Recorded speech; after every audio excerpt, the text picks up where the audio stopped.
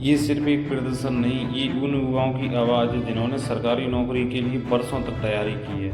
जिस दिन तिरंगा मार्च निकला हुआ था उस दिन हम पानी में भीगे रहे क्योंकि मेरे पास छाता नहीं था, तो मेरा पूरा तबीयत खराब हो गया है। तो आज हम दवा खाकर 5-6 दवा खाकर और आज हम यहाँ आए हैं। और हम लोग को जब तक न्याय नहीं मिल जाता है अच्छी तरह से तब तक हम लोग लड़ेंगे, ऐसे ही लड़ेंगे, विरोध प्रदर्शन करते रहेंगे, धरना देते। किसी ने खेत में काम करते हुए पढ़ाई की, किसी ने परिवार से पैसे लेकर कोचिंग की और किसी ने अपनी ज़िंदगी के कई साल एक सरकारी नौकरी की उम्मीद में लगा दिए। लेकिन जब परीक्षा और भर्ती प्रक्रियाओं और पारदर्शिता पर ये सवाल उठने लगे तो ये सवाल सिर्फ परीक्षा का नहीं रहता, सवाल बन जाता है, क्या मेहनत का परिणाम सचमुच मेहनत से तय होगा।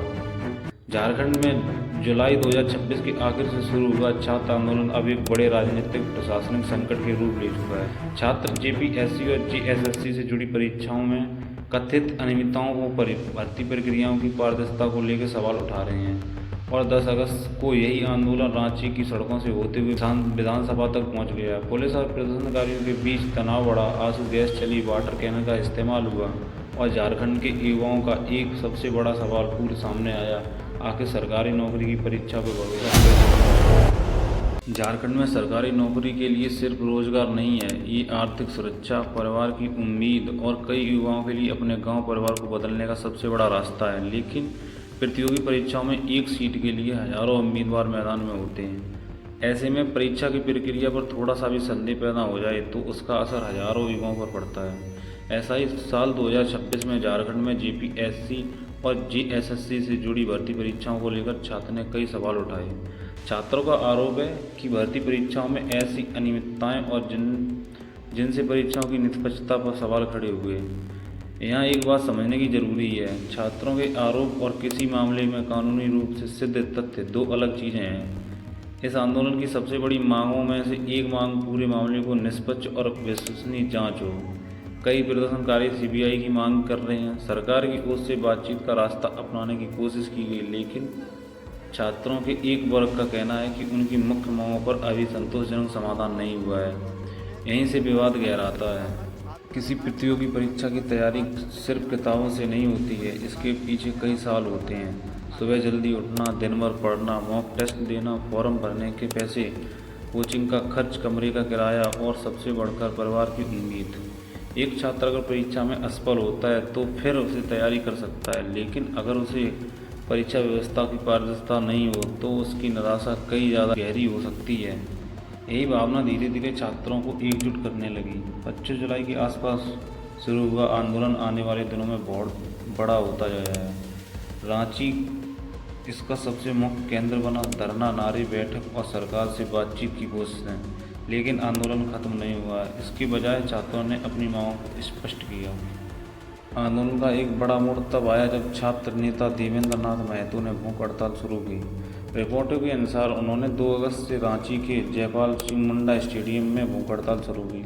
उनकी मांग एक ही थी, कथित अनियमितताओं से जुड़े भर्ती परीक्षाओं की प्रक्रिया पर गंभीर कार्रवाई की जाए और पारदर्शी जांच हो।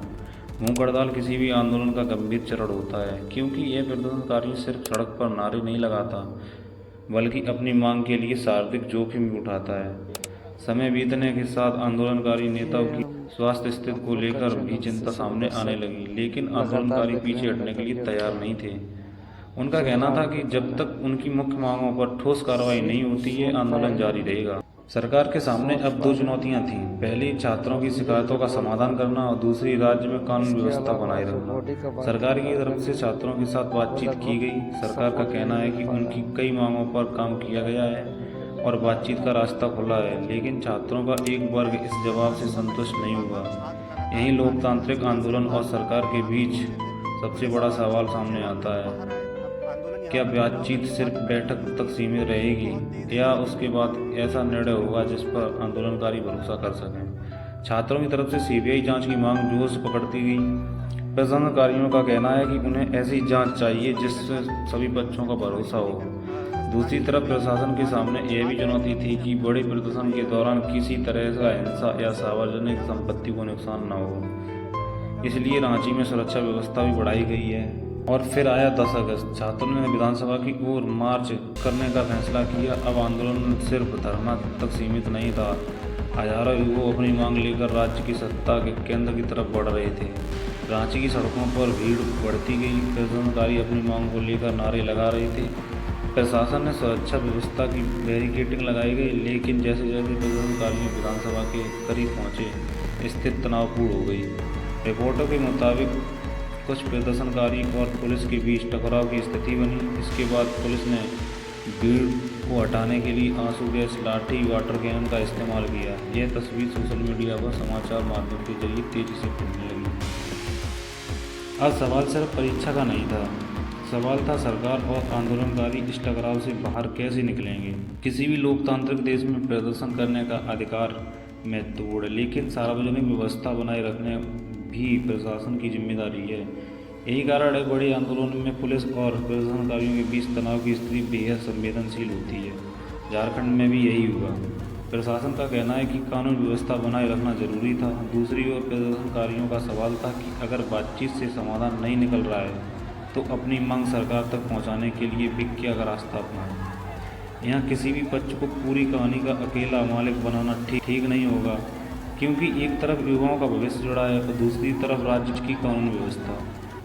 इसलिए असली समाधान टकराव में नहीं, विश्वास बहाली में है। आंदोलन को सिर्फ छात्रों का प्रदर्शन कहकर ख़त्म कर दिया जाए तो शायद हम इसके पीछे छिपी बड़ी कहानी को नहीं समझ पाएंगे, क्योंकि असली सवाल नौकरी से भी बड़ा है, वह है विश्वास। एक युवा जब सरकारी परीक्षा का फॉर्म भरता है तो वह मानकर चलता है कि नियम सभी के लिए समान होंगे। वह मानता है कि परीक्षा निष्पक्ष होगी। वह मानता है मेरिट का सम्मान होगा। जब उसे परिणाम मिलेगा तो वह ये भरोसा करना चाहता है कि उसका चयन किसी गड़बड़ी की वजह से प्रभावित नहीं हुआ है। अगर यही भरोसा कमज़ोर पड़ जाए तो सिर्फ एक परीक्षा प्रभावित नहीं होती है। झारखंड का आंदोलन इसी व्यापक चिंता को सामने ला रहा है। बेरोजगारी, भर्ती में देरी, परीक्षाओं को लेकर विवाद और युवाओं में बढ़ती बेचैनी, ये सभी मुद्दे एक दूसरे से जुड़े हैं। जब कोई बड़ा आंदोलन शुरू होता है तो राजनीतिक उससे दूर नहीं रहती। कभी नेता आंदोलन के समर्थक में आते हैं, कभी आंदोलनकारी राजनीतिक दलों में दूरी बनाए रखना चाहते हैं, और कभी दोनों के बीच टकराव भी देखा जाता है। झारखंड के इसी आंदोलन में राजनीतिक समर्थकों की आवाज़ सामने आई है, लेकिन छात्रों की मूल मांग को राजनीतिक बहस से अलग करके देखना जरूरी है, क्योंकि अगर आंदोलन का केंद्र बदलकर सिर्फ पार्टी बनाम पार्टी हो जाए तो सिर्फ सवाल से आंदोलन शुरू हुआ था वह पीछे छूट सकता है। युवाओं का सवाल साफ है, परीक्षा व्यवस्था पर भरोसा कैसे कायम होगा, जांच कैसे होगी, भर्ती प्रक्रिया कितनी पारदर्शी होगी, और अगर किसी परीक्षा में वास्तव में गंभीर गड़बड़ी हुई तो जिम्मेदारी किसकी तय होगी। अब सबसे बड़ा सवाल आगे क्या है? क्या सरकार और छात्रों के बीच कोई ऐसा समाधान निकलेगा जिस पर दोनों पक्ष सहमत हों? क्या परीक्षा भर्ती प्रक्रियाओं को लेकर उठे सवालों की ऐसी जांच होगी जिस पर युवाओं को भरोसा हो? क्या आंदोलन खत्म होगा या आने वाले दिनों में यह बड़ा रूप लेगा? इन सवालों का जवाब अभी पूरी तरीके से सामने नहीं आया है, लेकिन एक बात साफ है, झारखंड के युवाओं ने अपनी आवाज़ बुलंद कर दी है। अब सरकार के सामने चुनौती है कि आवाज़ को सिर्फ कानून व्यवस्था की समस्या के रूप में न देखा जाए, बल्कि इन युवाओं के भरोसे का सवाल समझा जाए। हर आंदोलन के पीछे कुछ चेहरे होते हैं, लेकिन झारखंड के इस आंदोलन के पीछे हजारों युवाओं के सपने हैं। वो सपना जिसमें एक सरकारी नौकरी नहीं होती है, वो परिवार के बेहतर भविष्य की उम्मीद होती है। इसलिए सवाल सिर्फ एक यह नहीं कि झारखंड में प्रदर्शन क्यों हो रहा है, सवाल यह भी है क्या हमारे भर्ती सिस्टम भरोसेमंद है कि एक युवा अपनी ज़िंदगी की सबसे महत्वपूर्ण सवाल उसे सौंप सके। क्योंकि भर्ती परीक्षा सिर्फ प्रश्न पत्र पर नहीं होती है, परीक्षा सिस्टम की होती है, और इस समय झारखंड में वही परीक्षा चल रही है।